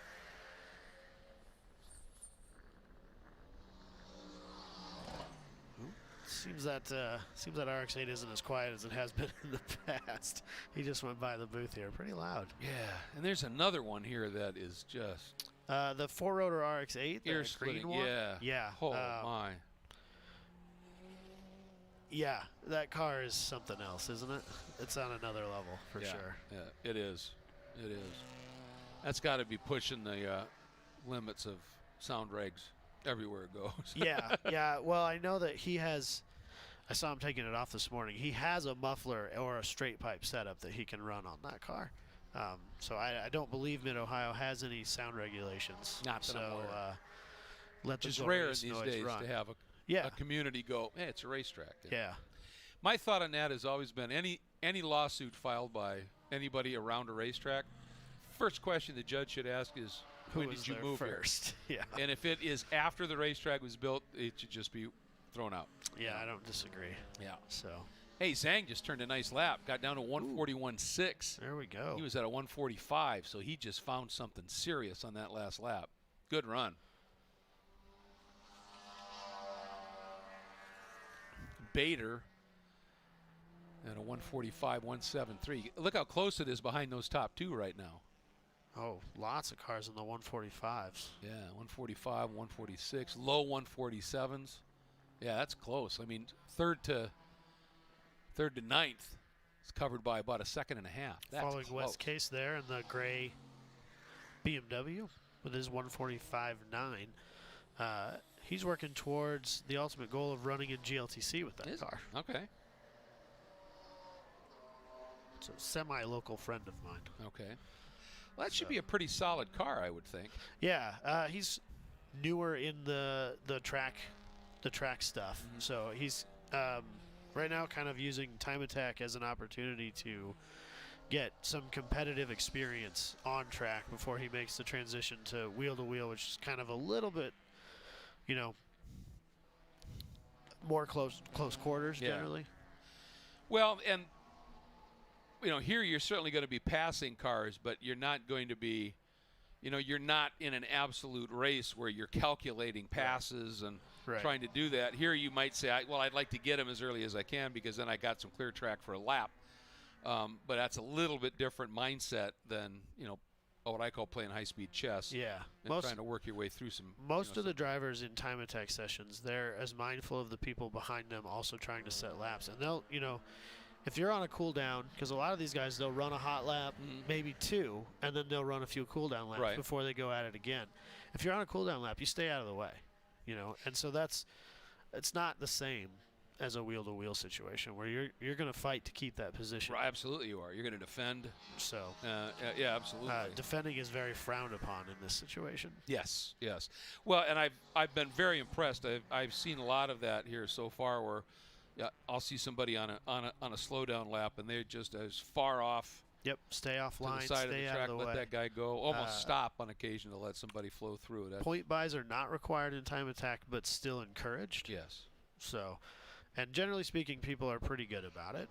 So the other thing that a lot of guys can do and take advantage of, they'll pull into pits and ask for a gap. Maybe you're stuck behind somebody that's just not working for you. There's too many cars in front of you. You can't get a good run in traffic. You can pull in, ask the guy for a gap. They'll find a space for you. So some strategy to that. Well, you use all the tools in your kit, don't you? And that certainly is one of them. Bader. Oh, Jensen just turned a 144.8. And that drops Bader from third down to fourth. Those two flip-flopped. A father-son team here this weekend. His dad running GLTC in an FRS or BRZ. One of the GT86 twins. So. Oh, yeah. Okay. But yeah, it's cool. We have a few of those situations where there's father-sons driving separate cars that I love to see. I do too. I think it's really cool. Well, it's, we're trying to get younger fans to come in, and as the checker comes out, younger fans to get involved in this sport, and great way for a father to get the younger members of the family in, and hopefully that son is telling people about how cool this is, and it's just wonderful. Halka there in 12th in this session. His son, I believe right now, is our street class leader on the weekend. Josh Halka, both of them in Subarus.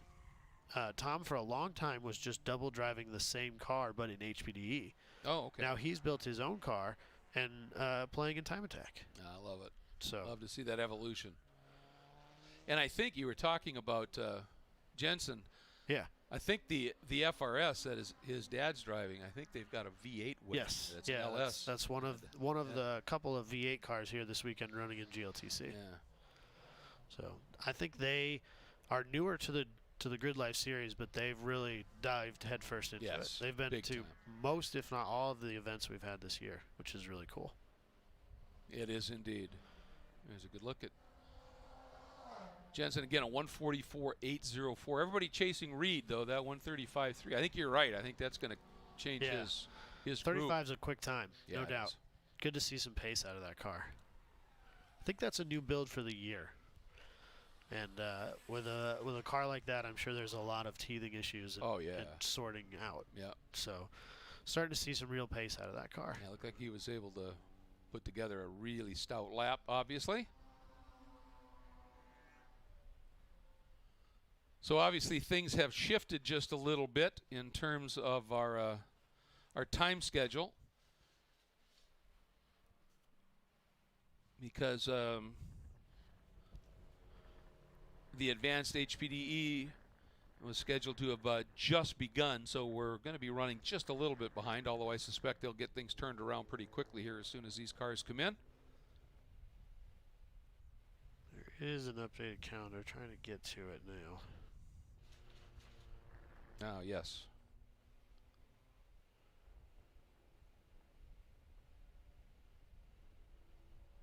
Yeah, I'm not sure where it's at. So I would assume we still have GLTC qualifying next. Yep. Yeah, the original schedule showed the GLTC quali at 3:25. That might be shifted back just a little bit. Looking at these updated, trying to find that schedule. All right, it's now been pushed to 3:30, so not bad after all that. And one of the things that I've noticed that the GridLife organizers do is they do build little gaps into the schedule, so if something runs long, you can still make it up here and there. Motorsports director Adam Jabay, he makes that, and he's been doing this for like 20 years. Yeah, he's no spring chicken to it. He's very good about building a schedule that takes into account the fact that there's probably going to be some mishaps. So, well, it's 8. I mean, I think GridLife was founded 8 years ago. Yeah. But apparently he and Chris Stewart, they've been renting tracks and for having almost track days 20 years now. Yeah, just amazing. Yeah. And what I love about that, what a great partnership, because Adam comes from the wheel-to-wheel road racing component, and Chris comes from the time attack, and it's I think just a perfect relationship to bring these festivals. Festivals are next level insanity. Yeah. Yeah. Everyone should try and make it out to one of those at some point. It sounds like it has to be just intense. This is great, so I can't imagine throwing in the festival element to it. So yeah, there's nothing like thousands and thousands of people packed around these watching racing like this.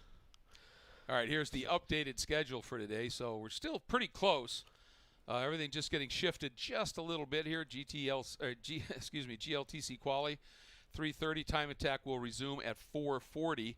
So that's a little bit of a pushback. And then the first GridLife Touring Cup race of the 4 to be held this weekend will still go off on schedule at 6 o'clock this evening. And those will all be covered here on the stream. All those times are Eastern time, local time here at Mid-Ohio Sports Car Course.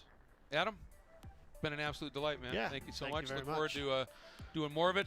I think this afternoon for the second session it is going to be, once again, it'll be you and Abe Yeah. will be in here doing the call, but I'll certainly be working with you again tomorrow frequently. It's been an absolute treat. Hope you're enjoying it, folks. We sure are. See you later. Absolutely. We'll see you again for the next time attack session coming up at about for the GLTC Qualify coming up at about 3:30 right here at Mid-Ohio for the Midsummer Meet for Grid Life.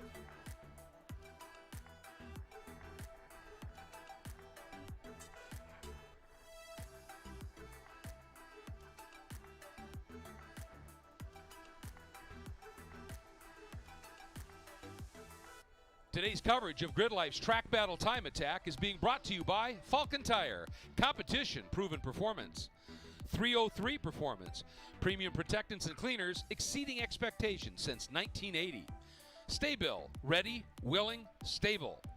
MOMO, the official safety partner of Grid Life. And by HP Tuners. HP Tuners connect, read, edit, write, and drive.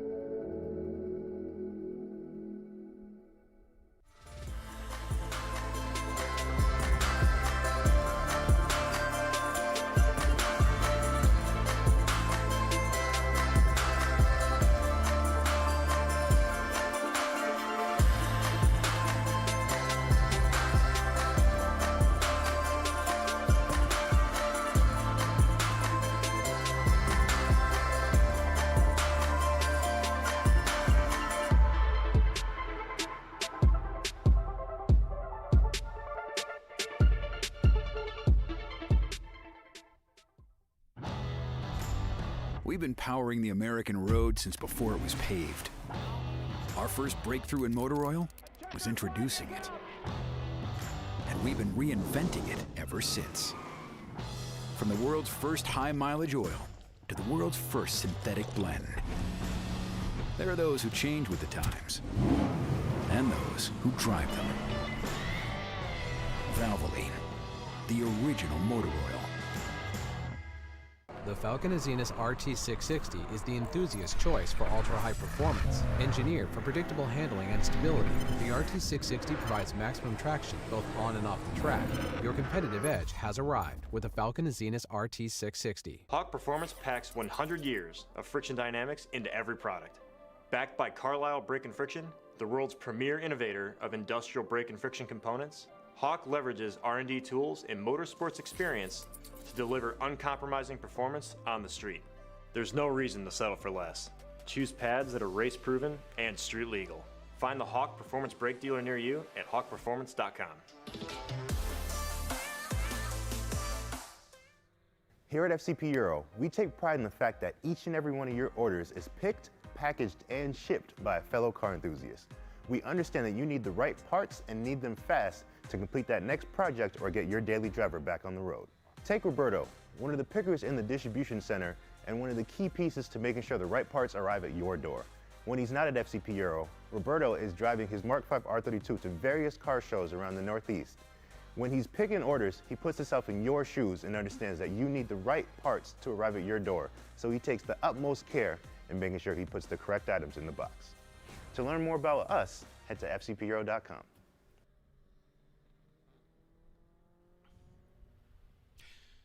And good afternoon once again, everybody. Welcome back to Mid-Ohio Sports Car Course. It is qualifying time for the GRIDLIFE Touring Cup machines here at the GRIDLIFE Midsummer Meet at this absolutely stunning 2.25 mile, 13-turn racetrack. As you can see, pretty verdant and green, and runs through this absolutely beautiful area of Central Ohio.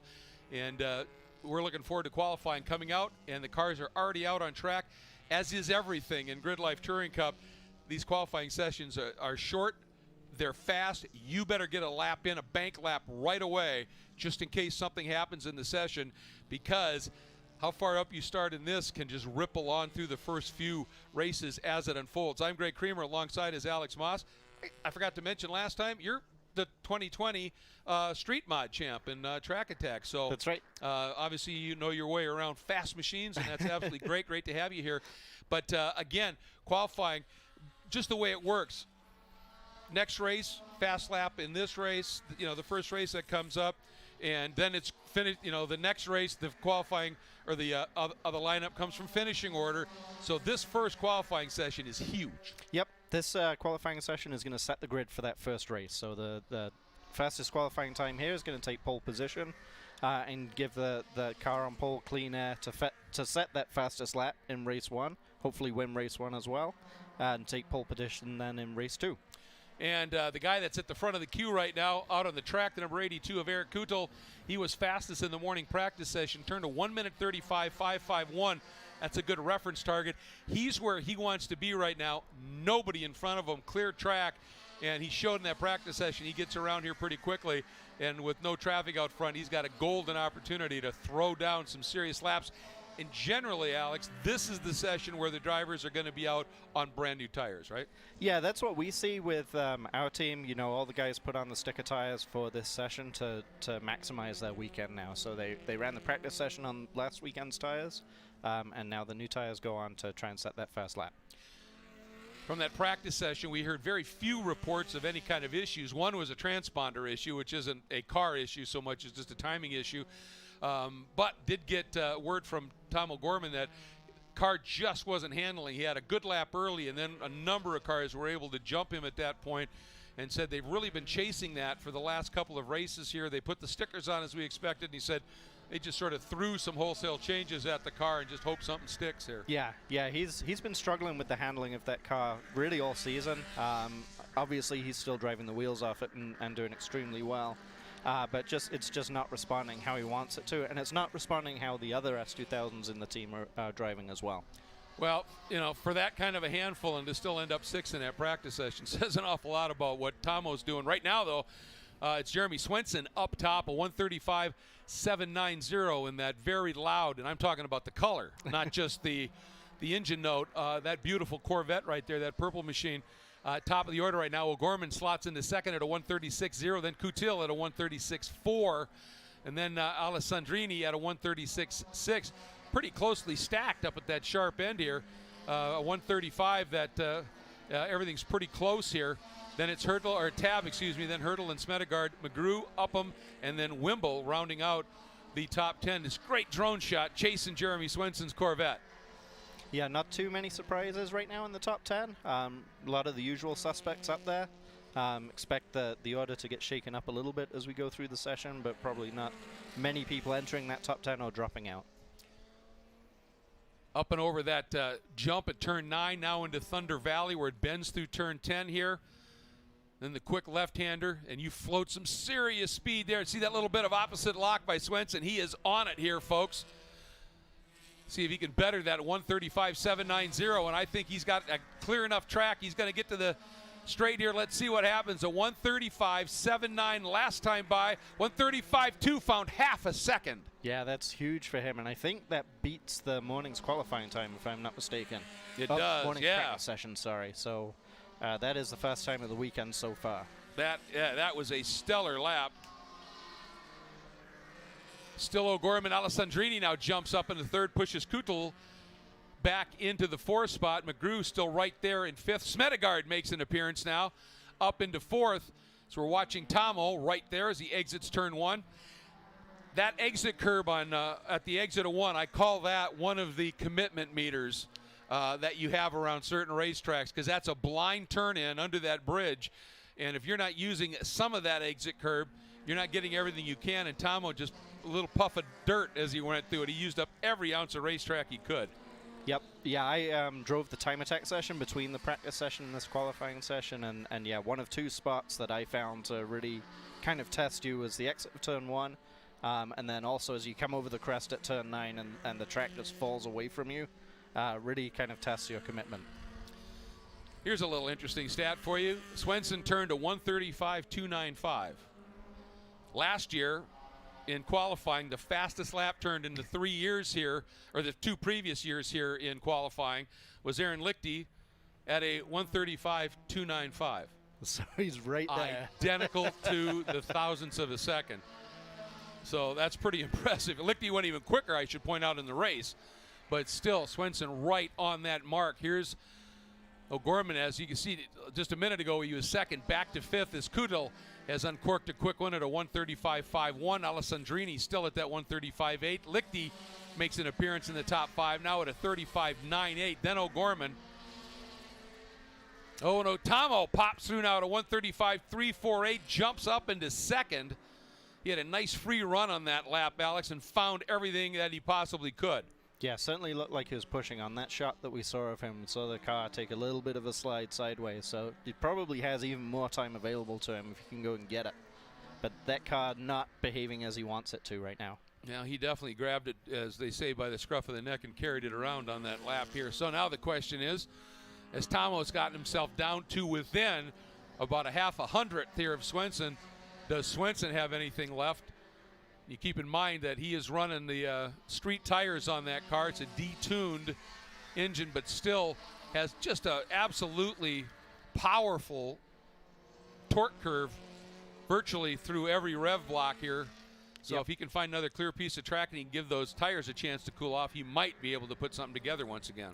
Yeah, it'll be interesting to see. The struggle with the street tires is once they get hot, they don't perform quite as well as they do right at the start of a race or of a session. They come to life a little quicker, right? Yes, they are on right from the beginning, and you see that a lot with Jeremy's races, that as soon as that green flag drops, he's going past 2 or 3 cars, and he's actually pulling off track here now, probably to try and cool the tires.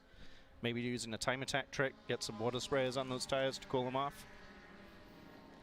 And one thing, you don't want to hurt the tires.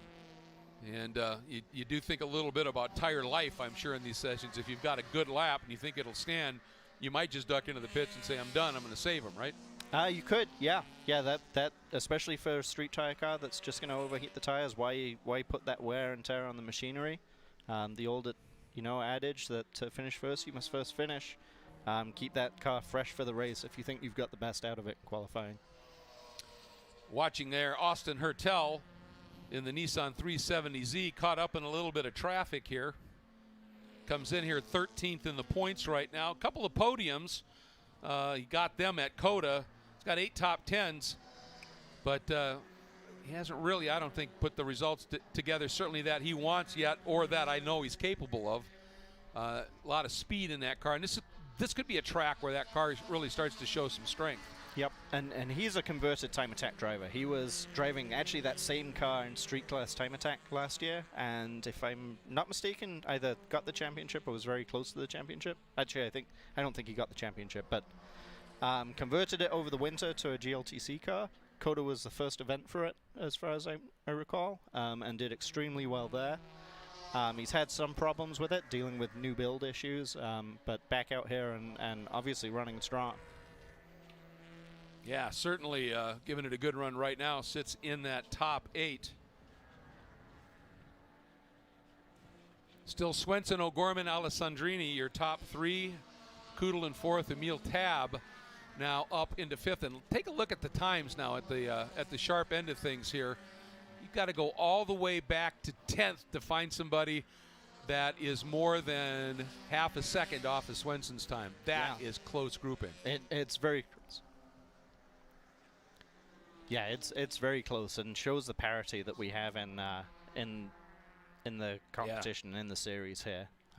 Andy Smedergaard just jumped from 9th to 6th there, improved by about half a second.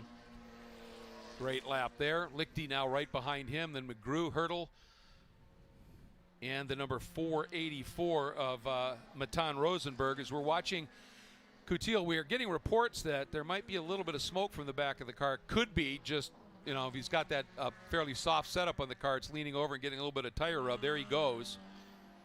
Yep, could be tire smoke, could be some Honda issues. It does look like maybe a little bit of smoke hanging in the air there as we saw him go by. Good look there at the white Mazda of Emil Tab. Yeah, that Emil's car is part of the winning formula team. They all run Honda K-swapped Mazda Miatas and get a lot of pace out of those cars. Yeah, he's had a pretty good season thus far. Oh, and Lichty goes to the top. Look at that. A 1 minute 35.283. That is a stellar lap by Aaron Lichty. Comes in here as the points leader. Second in the championship last year to Coutil, but certainly very, very quick and showing he has got some serious pace here as he jumps to the top of the order. Yep, just as we were talking about, the pace that they're getting out of those winning formula cars. There you go. Goes straight to the top. Perfect timing here. 3 wins on the course of the season here, 10 podiums. I mean, that's how you accrue points, isn't it? Yes. Is get those consistent types of runs, always up, scoring in the points, doing a great job. So it's Lichty, Swenson, O'Gorman, Alessandrini, and Coutil, your top 5. And then Tab, Smedergaard, McGrew, Hertel, and Price. Jacob Price doing a nice job jumping up into that top 10. Only ran a couple of the races, ran a Gingerman and the Audubon Country Club earlier this year, but showing some good speed here. Here is a look at Aaron Lichty. It's funny, he started the season in the Porsche, then went back to his Mazda for a while. Now he's back in the Cayman again. Yep, looks like he's back to the Cayman. So, not a K-swap Miata for him, but he's got his Cayman back out and obviously doing very well with it. Now, is this a case of the old proverbial horses for courses here, where he looked at Mid-Ohio and thought, you know what, I think the Cayman might just be a better fit for that track? Possibly. I know that this is a car that he really wants to do well. I don't think the initial setup of the car was quite to his liking. I haven't spoken to him about it, but from what I've heard, that he just wasn't a fan of the way it was driving. So it may have been a case of pulling it back, going back to the drawing board a little bit with it, and then bringing it back when it was ready. So yeah, I wonder, or it could be that he does believe that car is better suited to this track. Those track temps have climbed a little bit. You remember from the practice session, we had track temps of about 104. It's up to about 120 right now. So dealing with warmer conditions, which you would expect this time of the day. It's just generally warmer. We haven't had heavy sunlight. It's been diffuse sunlight, but still in all, it does get down onto this track. And Lichty, boy, that is a sharp-looking machine. I love these cars in just white. Ooh, big plume of smoke there. I'm guessing that was brake lockup, as that looks like it's down at the into the braking zone for the S's in China Beach.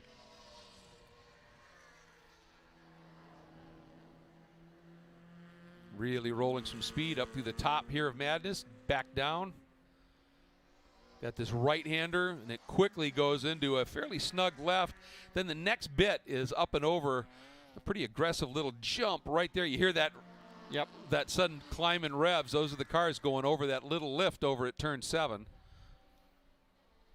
Yeah, and from Tom's, we talked about Tom having his track tips video that he released earlier in the week. I watched that, and then driving the car through those S's, I found myself behind the car.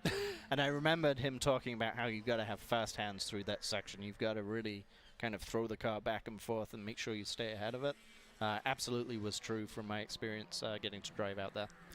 Lichty ducks into the pits, but, well, that's the thing with this track. You get, once you start that run into the S's and Madness in that section all the way over to the exit of 9, it's really easy, as the old saying goes, to get behind in your steering. Yep. And if you just try and drive through it, you're going to get farther offline, and then go off.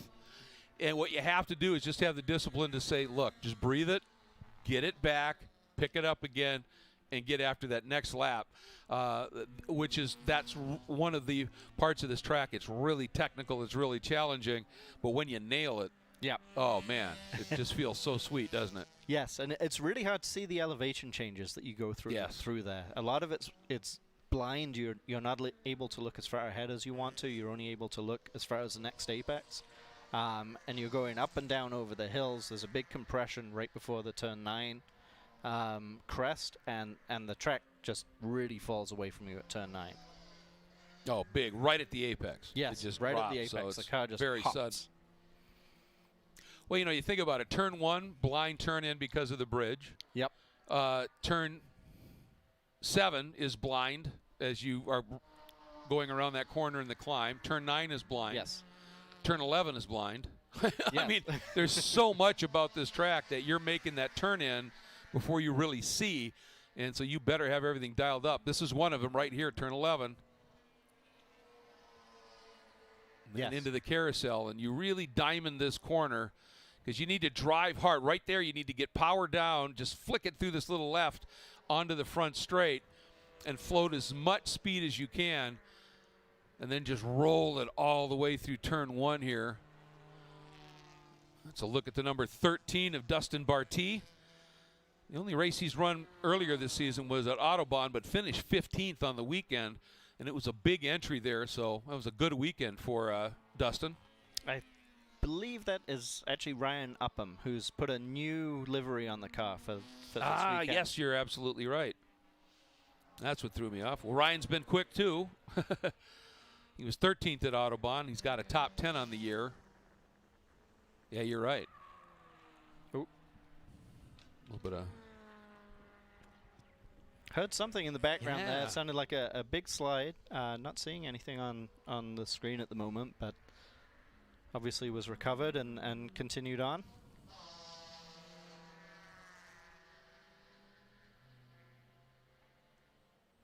Right there is what I'm talking about. You turn in there to turn 7. That's a little blind. And here comes that. What would be really fun, these drone flyers are so good, is to have them follow a car through either 7 or 9 down low and really get the sense of how they just hop over those. It is spectacular, and boy, does it get your stomach up in your throat. That's right, it does. It does. No change at the top right now.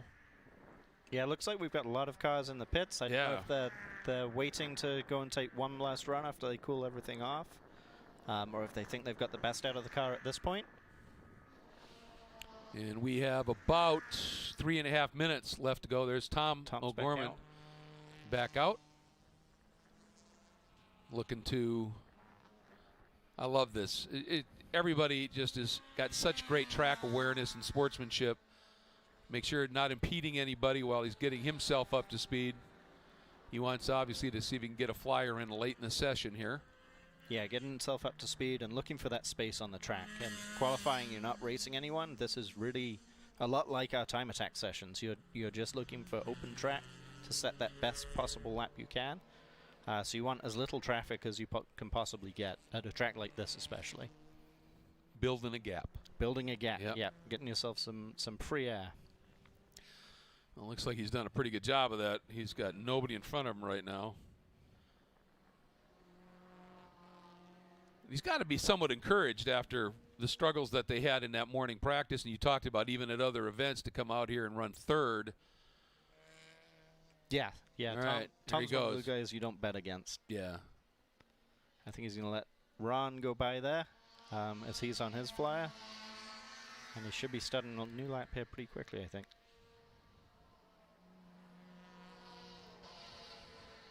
That's that turn up into 11.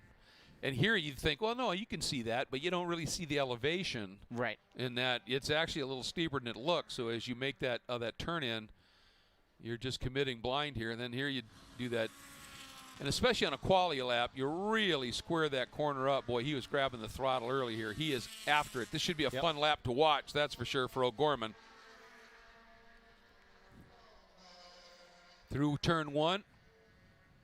Again, here's that commitment meter. He's shown no problem using up that whole curb, does it again. There's that little bit of undulation as he floats the car to the left, heading into the keyhole. Watch for that early turn in and let it float out. Straighten the car up. He actually takes a little wider line in. Now diamonds it. Yeah, he was complaining of understeer right at the apex of that turn. He's going by Zach Lavoie there, who's one of his teammates.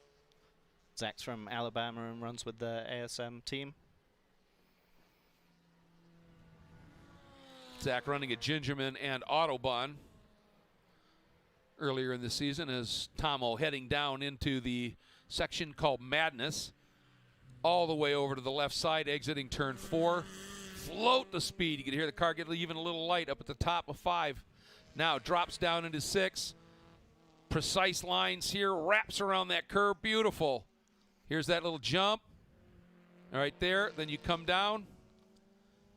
Here's the big rise and fall over turn 9, now into Thunder Valley. Let's see what he does. A 1:35.348 for Tom on his best lap. Looks like he's got a pretty good one going here. He's just all of the curb, just throws up a little bit of dust there. All right, here he comes onto the front straight. Through the beam, where does he go? Didn't improve. No improvement. That looked like a good lap. It looked well controlled for the most part, and certainly looked fast. That was a 1:35.4 that he turned, so he's only a 10th off. And if he's got enough left here, I think he got underneath the start stand before the time ran out, so this last lap might count. So he might still be able to do something, and it's like, all right, you may be wondering, why would you push again here? Well, if he can just find right now a 10th, that will move him onto the front row. Right. And that's big. Yes, it is. Yeah, You know? being on the front row, you don't have to deal with the traffic in front of you. You have a clear view of the starter, and hopefully you can get off and attack that first turn.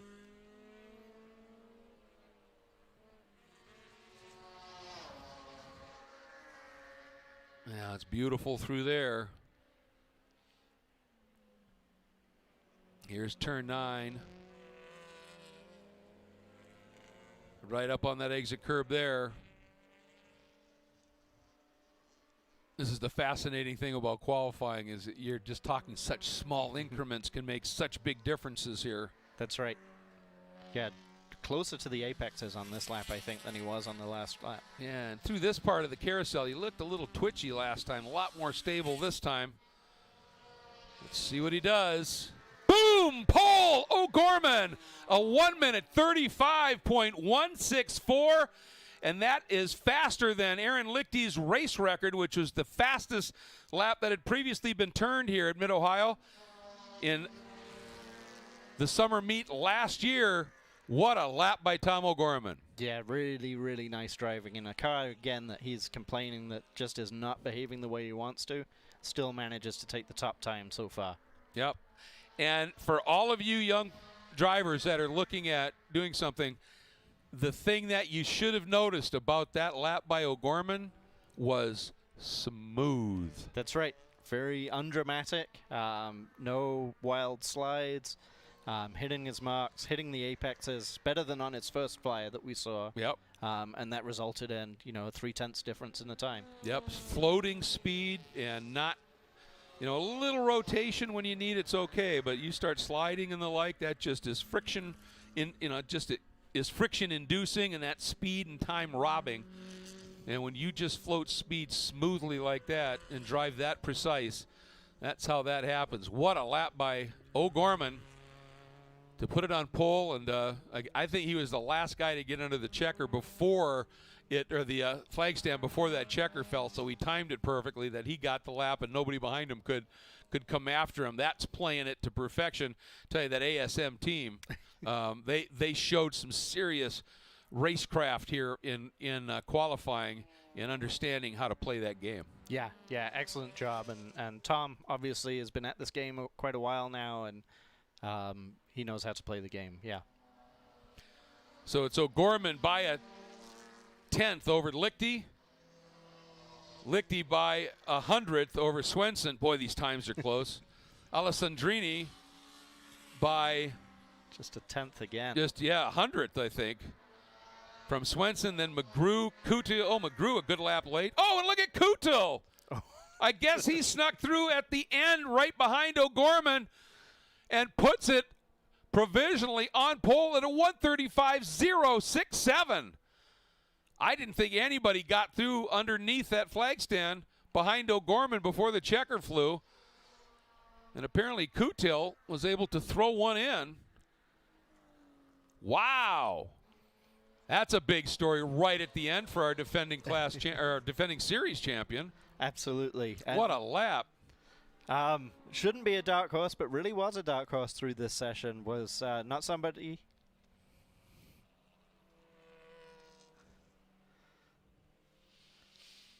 Now, we are getting a report that when Kutil came through on that lap at the start-finish, there was a black flag.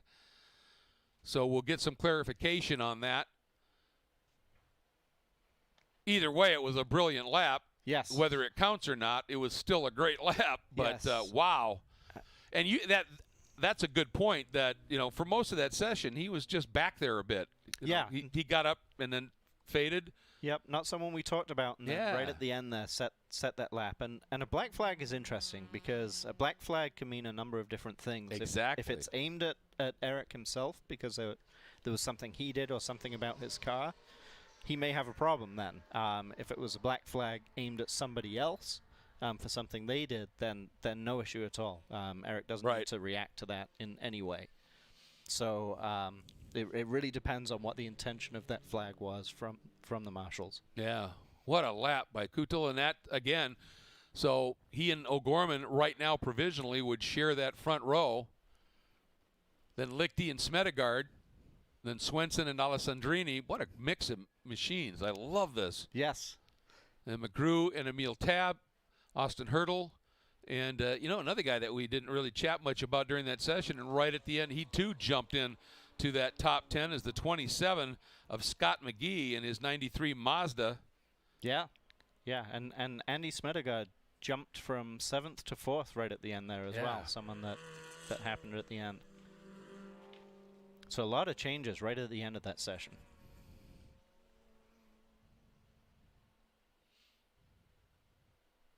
It's interesting here. You've got guys that are still out pushing pretty hard around here, but the checker's out. And some of that is you just want to maintain tire temp, so when you duck into the pits, we talked about that earlier, that the guys can get the temperature check on the tires as well as the pressures.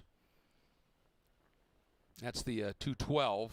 Yeah, that's Andy Smedegaard coming through, one of Tom's teammates. That was a solid lap. He put in right at the end, as you said, to make that big jump. So, and again, a 135.0 and Eric Jensen, a 135.06 and Eric Jensen 11, a 136.02. Yeah. So the top 11 covered by less than a second. That is phenomenal. And you know what that means? We got a great race coming up at 6 o'clock. Should be. Oh, Should be. I'm man. excited for it. Yeah. Absolutely. And keep in mind that the start here happens on that back straight. When you come out of the keyhole, there's a start line right over by the kink. The restarts happen on the start-finish straight, but that back will be where the start happens. And with Swenson back in, I believe we have him back in fifth. That'll be interesting to see with all that torque and power in that Corvette, what he can do. We saw him earlier in the season at a couple of races come from a couple rows back and lead into the first turn. So, yeah, that's what's got me wondering is when did that black flag come out? But that may simply be that they throw the checker and then all of the corners go black just to show the drivers that just to slow down and head into pit lane. So yeah, that certainly is a full course black flag that we're seeing, which means they want everybody off track. And I don't know if that's responding to an incident on track that they need to go send recovery vehicles out, or if it's simply to clear the track at the end of the session. I think it'd be a bit unusual for it to be just to clear the track at the end of the session. I would think so too, yeah. I mean, obviously we're trying to make up a little bit of time on the schedule here, but we will be back with you, Alex and I, for the call of the first of the GRIDLIFE Touring Cup races of the 4 that will unfold this weekend. It will be coming up at 6 p.m. Eastern local time here. We look forward to having you back for that. We have a little bit of a break, and then you will be able to enjoy the call for the last groupings of Time Attack, the track battle Time Attack for GRIDLIFE. That'll be unfolding about 4:30 today. So tune in for that as well, and we'll see you back here at probably about 10 to 6 to set the stage for GRIDLIFE Touring Cup. Thanks, everybody.